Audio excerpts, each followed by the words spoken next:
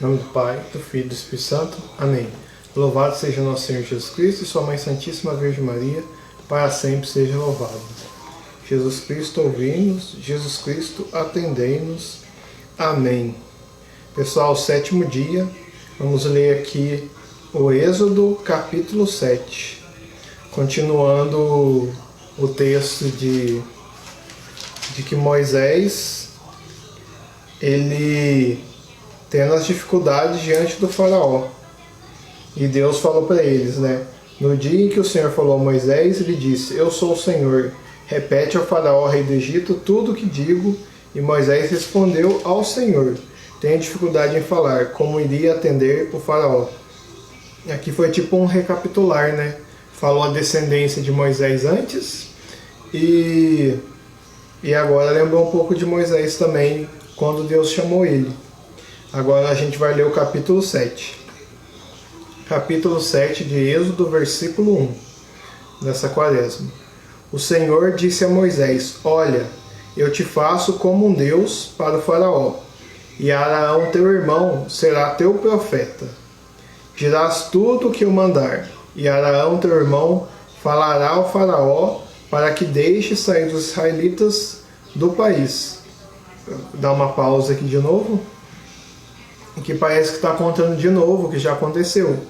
Que a gente leu acho que uns 2 dias atrás, que o Araão ia falar em nome de Moisés, então Moisés ia ser como um Deus, porque Moisés ia falar a palavra de Deus para Araão, e Araão ia ser como um profeta, que o profeta fala em nome de Deus. Então por isso que Deus falou: você será como um Deus. Aqui ele falou para o faraó, porque ele está falando em nome de Deus. E Araão será como um profeta, que o profeta ele fala aquilo que Deus manda. Então o profeta, a característica dele é falar, não é no lugar de Deus, mas falar em nome de Deus aquilo que Deus falou. Ou seja, ser a voz, a boca de Deus no meio do seu povo. Parágrafo 3, versículo 3. Quanto a mim, Deus falando, vou endurecer o coração do faraó e multiplicar sinais e prodígios na terra do Egito. Versículo 4. O faraó não vos atenderá, mas eu meterei minha mão no Egito e tirarei meus destacamentos e meu povo, os israelitas, para fora do Egito, com grandiosos castigos. Versículo 5.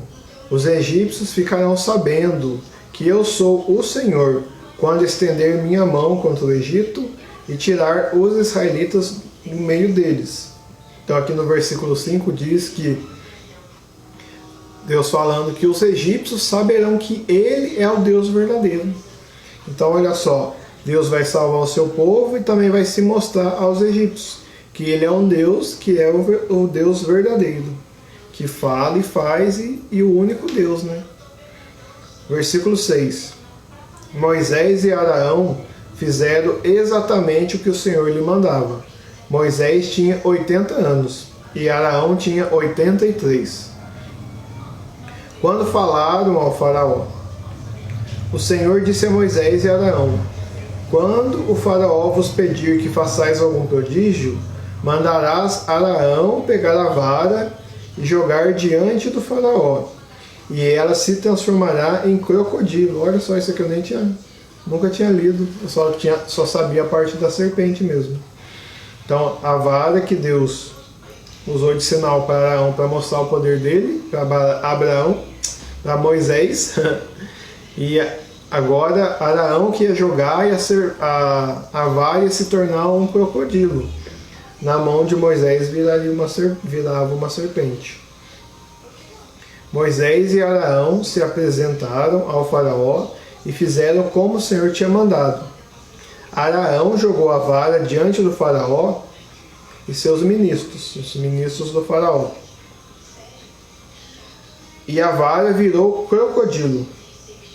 Mas o faraó convocou os sábios e feiticeiros do Egito, e também eles, os magos do Egito, fizeram o mesmo com seus encantamentos. Olha só. Continuando. Cada qual jogou sua vara, que se transformava em crocodilo. mas a vara de Arão engoliu as varas dos outros. Todavia, o coração do faraó ficou inflexível e não lhes atendeu o pedido conforme o Senhor tinha predito. Gente, só vou dar uma olhada aqui na parte do crocodilo, que tinha um sinalzinho aqui no versículo 10. Deixa eu só ver aqui se tem, aqui eu não sei onde que olha. Crocodilo ou monstro marinho. Na tradição, a vara se transforma em cobra, 4,3, 7,15. Então aqui, esse crocodilo, pelo que aparenta aqui, devia ser uma serpente ou um crocodilo mesmo. E uma coisa interessante, os feiticeiros do faraó também conseguiram fazer uma vara se transformar em crocodilo. Então, aqui a gente não sabe, fica a dúvida, né? Os exegetas e os padres da igreja podem esclarecer melhor essa parte para nós. Mas o que parece que os feiticeiros tinham também algum poder sobrenatural. Então, aqui a gente imagina, pensa que seja um poder demoníaco, né? Só que olha que interessante. Os magos do Egito fizeram a vara se tornar crocodilo ou serpente. Mas a serpente que Arão tinha jogado da vara de Deus comeu as duas serpentes ou crocodilo dos magos do faraó. Para dizer que o poder de Deus é maior. Porque foi isso que aconteceu. Foi ali um confronto de poder ali. E o poder de Deus saiu por cima. Né? Por isso que essa parte eu não vou falar muito, mas os padres da igreja, né, e a igreja deve ter uma interpretação mais sábia e pertinente, né, convincente para nos falar dessa parte. Então não vou colocar nada dos meus pensamentos aqui.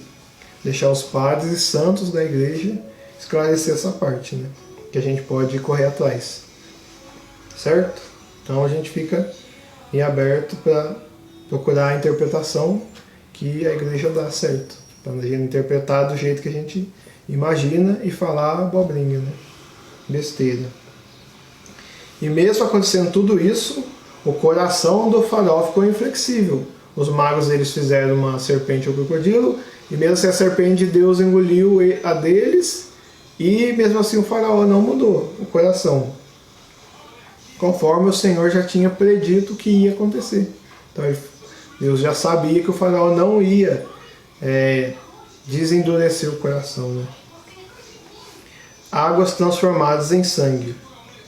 O Senhor disse a Moisés: o coração do faraó endureceu e ele não quer deixar o povo partir. Vai ter com o faraó amanhã cedo. Quando ele sair para a água, estarás à sua espera, à beira do rio, levando contigo a vara que virou cobra.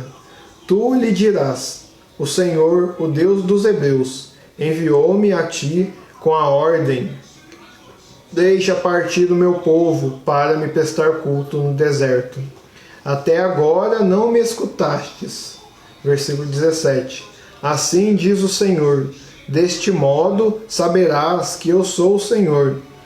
Com a vara que tenho na mão vou bater nas águas do rio Nilo, e elas se mudarão em sangue. Isso aqui é tudo que Deus falou para Moisés falar e fazer.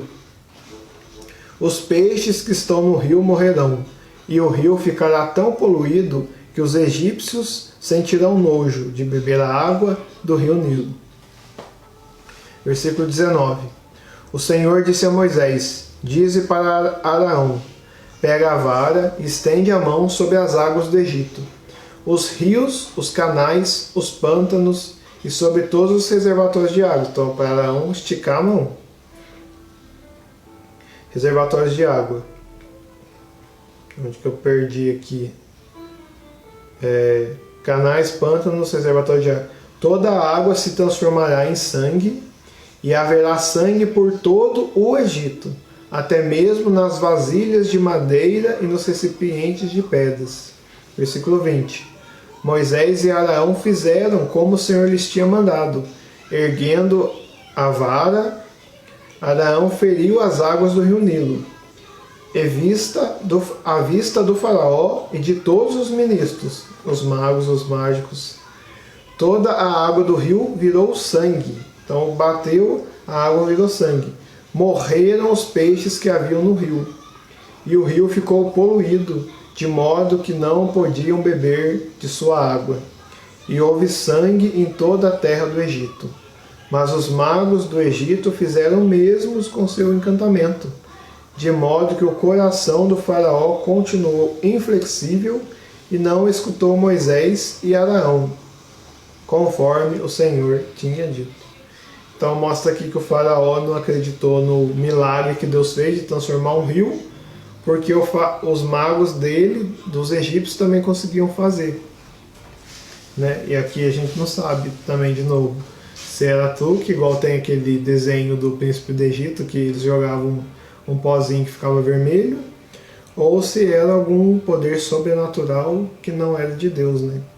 Que a gente sabe, né, a doutrina da igreja, né, fala que tem seres espirituais puros, que são os anjos, e também tem outros seres espirituais, que são os demônios, que quando eles ficaram caídos, Deus não retirou o poder que deu e a graça que deu. Então os demônios têm um certo poder. Amém? Coração, e não escutou Moisés e Arão, conforme o Senhor tinha dito. O faraó retornou ao palácio sem preocupar-se com o caso. Os egípcios cavaram nas margens do rio à procura de água potável, pois não podiam beber da água do rio. Passados 7 dias depois de ter ferido o rio Nilo, o Senhor disse a Moisés: apresenta-te ao faraó e dize-lhe: deixe partir o meu povo, para me prestar culto. Se te recusares a deixá-lo, vou infestar de rãs todo o teu território. O rio fervilhará de rãs, elas sairão do rio e penetrarão em teu palácio, no quarto de dormir e até sobre o leito, nas casas dos ministros e do povo, até nos fornos e nas amassadeiras. As rãs virão sobre ti e os ministros e todo o povo. Então Deus aqui, mesmo o rio transformou em sangue, os peixes morreram. E Deus agora está falando, olha, deixa o meu povo ir, senão vai infestar de rãs. Então esse pré-anúncio de Moisés mostra que tudo que acontecer não é acaso, né? É Deus avisando. Por exemplo, hoje em dia, às vezes, quando acontece alguma catástrofe, só que vem algum profeta, né, que falou antes que ia acontecer, e quando vê acontece. As pessoas falam, não foi Deus que fez isso não, né? Só que aqui Deus dá várias vezes ele vai falando e vai mostrando o seu poder, até o último prodígio. Então, a bateria da câmera está acabando, né? Vamos pedir hoje para o Senhor essa graça de acreditar nos prodígios de Deus.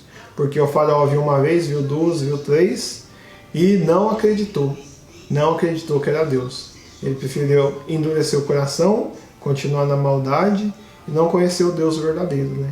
Ele ficou acreditando nos seus ministros, continuou com a sua maldade de coração, só que Deus está fazendo a parte dele, Deus tem uma promessa que ele disse que vai cumprir. Então ele vai libertar o seu povo.